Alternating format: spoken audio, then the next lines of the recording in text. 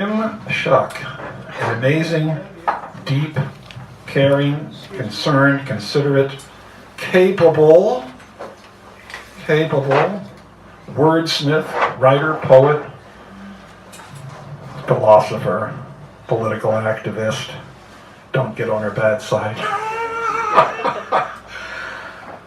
I first met her here when she and others came to do a poetry thing. And I said, wow, what a great voice that is. And I arranged to have her feature, and it was a spectacular event. And then a couple years later, she and I collaborated to do a series of readings honoring First Nations peoples here, and that was really wonderful. It was a series of features, and we had about 8 or 10 different people over the course. So, a beautiful writer, a soulful citizen, a citizen of the soul, someone who transcends the natural limits, goes beyond what's beyond, comes back and laughs at your face to tell you, see, I told you so. A wonderful person, a good writer, and I am going to cease my preparatory remarks here and honor her as she comes forward here, and I arrange the microphone. Give her a nice big round, please. Tim Shuck, ladies and gentlemen! Woo! We just organize this. I'll make sure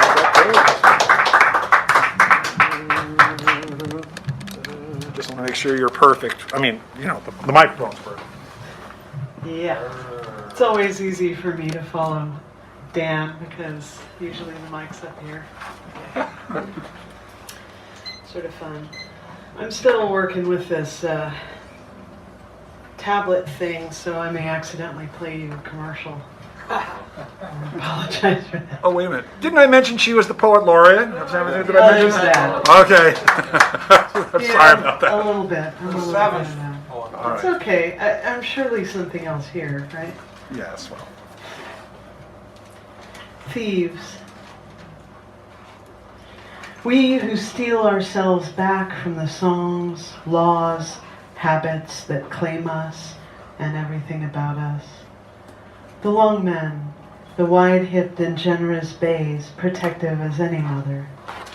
We who can still hear Lovejoy's press, can hear it from under the water, the supervisory singing wolves. We who sing to other songs, who steal ourselves back, the kidnapped, hostage, unransomed, unransomable. We learn songs to pick locks, to absorb your laws and habits. We are coming for ourselves. We're on our way.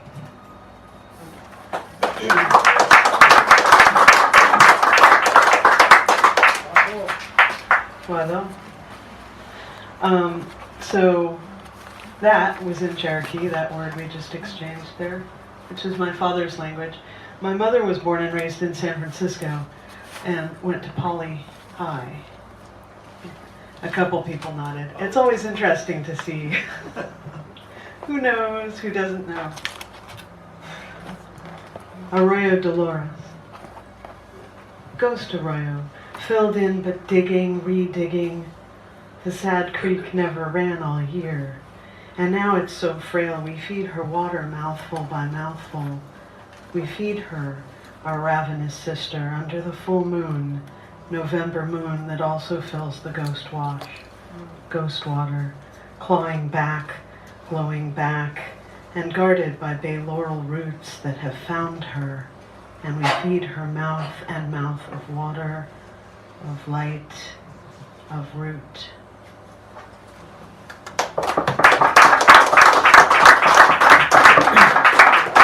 You are most kind. This is the 9th day in a row that I'm performing, so I'm kind of doing that thing where you open the back of the controller for the TV and roll the batteries to see if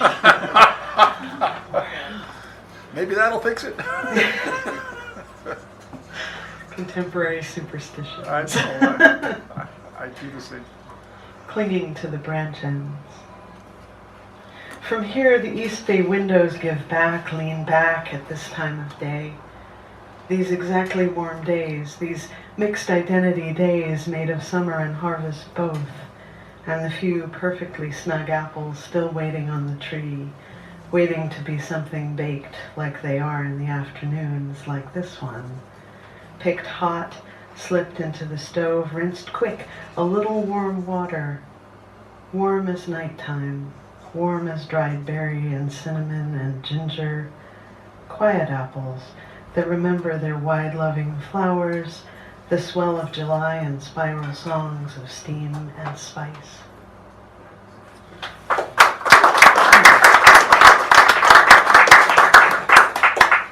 So last month and the month before, I wrote for 55 days poems about that wretched statue in between the main library and the Asian Art Museum. Early days. Yeah. I might read some of them, but I just, you can, if you read them in order, you can see me getting angrier and angrier. So I wanted to start off with a few that weren't cranky, just to see what that felt like for a change. This is called Medicine Show. You are not a trickster god. It's not something you find like cash someone left in the Goodwill coat, or a pebble on the beach. Well, okay, maybe you can find it as a pebble on the beach, but not by asking. And there are other things that evaporate have claimed too, and you and your generation claimed everything, like some kind of skulk of adolescent foxes, rubbing scent, greed, and territory, and your survival doesn't make you right. Even your tasteful robe of patchwork culture, which might well sell for big bucks at Christie's, your sampler plate religion will set a trend. Your understanding has yet to touch anything as deep as breath under the surface.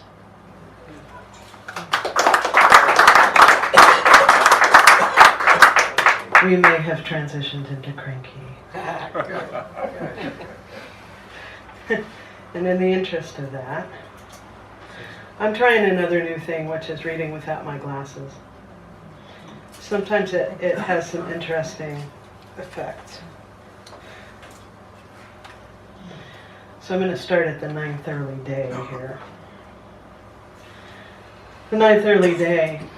Some customs have been abandoned, wallpaper soaked in arsenic, gaslighting, chattel slavery.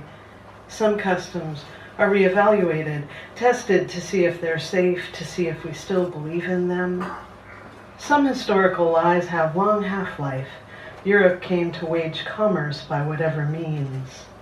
Fortune, a handful of flesh at a time, a story at a time. Who gets to tell the story? The 10th early day. 200 plus years ago, someone fired a shot. It passed through 6 generations and missed me cold. Buried itself in the kitchen door frame of a house rebuilt in the 50s. The ballistics aren't in yet, but I have my suspicions. There is a commemorative statue celebrating the anonymous murderer. The 11th early day. The opposite of celebrating genocide isn't also celebrating its victims. It isn't better explaining the circumstances of the genocide. It's not justifying the genocide. It isn't rewriting, comparing, shifting blame for the genocide. The opposite of celebrating genocide is not celebrating genocide.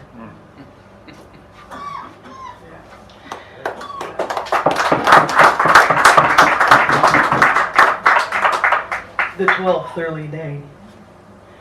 With the authority of a Borgia pope, a pope bribed with Spanish money, Spain sent soldiers with monks to a place with many names that they called California.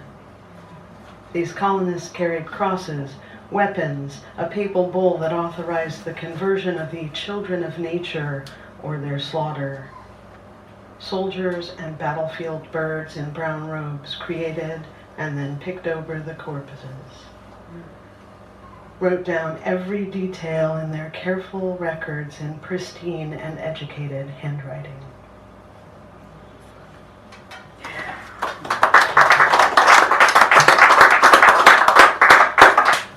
The 13th early day.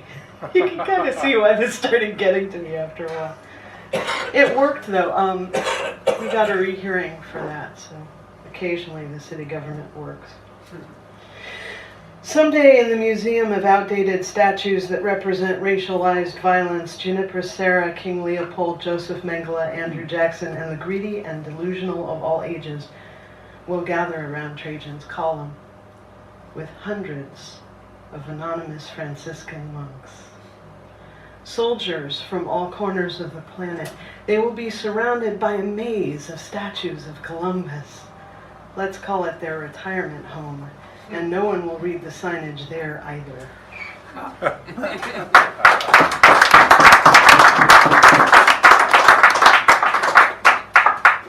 The 14th early day.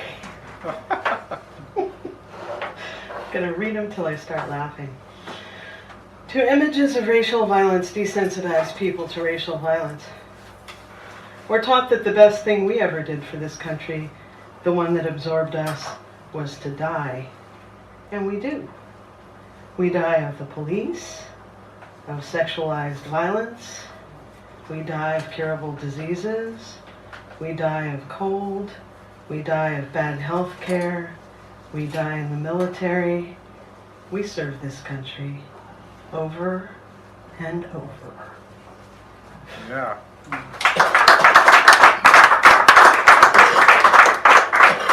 For those who don't know, I actually read a lot about flowers. But it's been a rough month. The 15th, early day. A statue is part of the conversation. A moment in the discussion. Is conquest the point you want to freeze in memory? Leopold's statue head down in the garbage dump. Conquest recorded in bronze between the main library, the Asian Art Museum. Our songs are birds singing. Our songs that navigate, that heal. Our mouths stuffed with bronze and marble. Nice.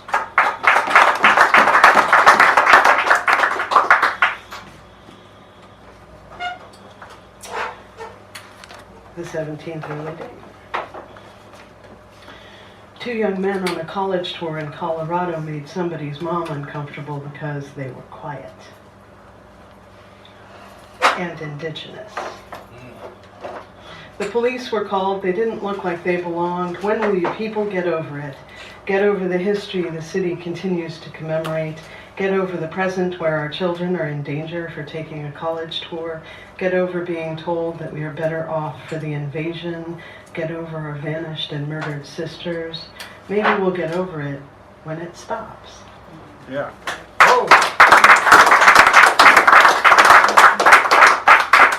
Enough of those for now, I think. I'm going to pick something somewhat random. And then I'm going to read my newest poem. And then I'm going to sit down and listen to other people read. Please tell my family I'm alive. It's hard to know where we are with everything broken and scattered. War and weather will do that, and there's weather to come. We need to decide what we all understand and what's local. Survived like a single teacup. It's always strange what's spared and what's taken. The chair has come apart. The roof pieces are mixed in with spilled sugar, but that horrible quilt of your mother's is okay. Storm and sound has marked me, and I'll never stop hearing it. Shocking now, the idea. Safe as houses, and we did feel safe. We pulled our walls around us, and we thought we knew.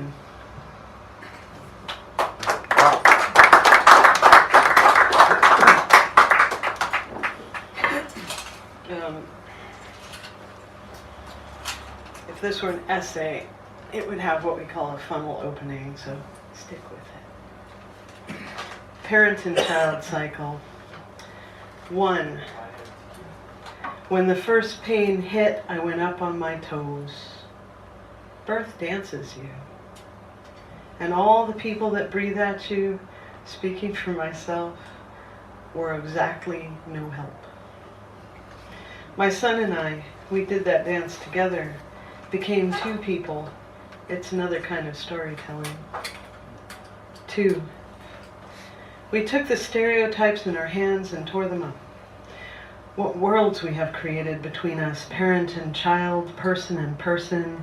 You curled there and whispered stories of healing into my fever dreams. We have adventured. 3. Cleaning Grandpa's desk, we found the Mary of Czestochowa, her black skin rendered in silver metal. Isis, by any other name, still brought her lover back from the dead and claimed a son from him. Isis, of sky and wisdom wrapped in blue as I have been, just feeling the heartbeat, the damp skin, the wonder of a new person. 4. We carefully mark the places where the world changes, pack our borders, our toothbrushes, our walking shoes, rewritten in every watershed, every story shed, the children of corn walking north. The sons of corn performed the magic as they were taught, and the people were fed. We are dusted with pollen. We are walking north. 5. The child showed me the mark of the scorpion on his leg, and I showed him the mark of a spider on mine. We have walked dangerous miles, he and I. Separate parts of the same story. The gods took a handful of cornflower, blood, and we are born. Danced, went up on our toes. You may have been born differently, but this is our story. 6. Children in cages. Disprayer. And genetic memory offers a panic. Stolen children. The sacred geometry is shattered. We carry our borders, we who are blood and corn. We reach across rivers, we call to our cousins, we burn the copal. 7. This part of the poem isn't written yet. We are all going to have to write it together. Thank you.